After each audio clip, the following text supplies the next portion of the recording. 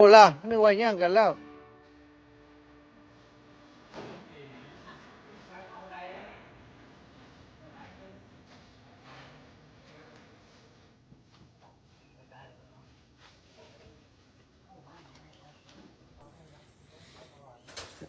อ้า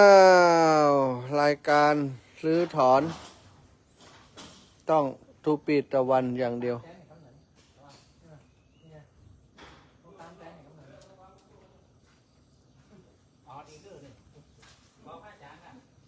โน้เอา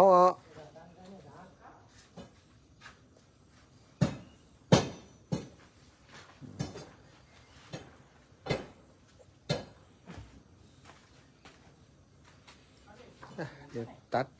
เนี่ยใช่ไหมปลูกกันนะ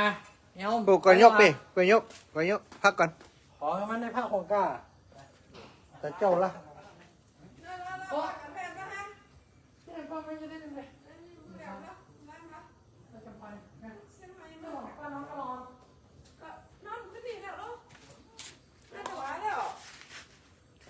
กำลังรื้อถอนศาลาห้องเก็บของหลังเก่าซึ่งเป็นไม้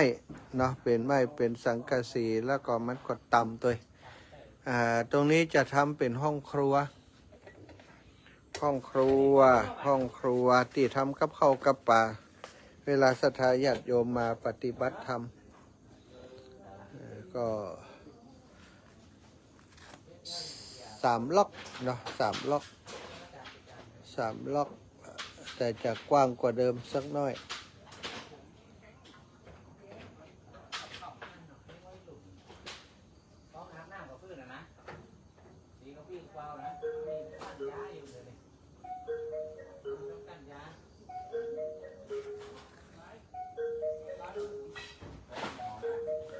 ต้องลงพรุ่งนี้ลุยต่อวันนี้พอแค่นี้พรุ่งนี้ลุยต่อมันผูกตีขอกได้เนาะสลาเนาะ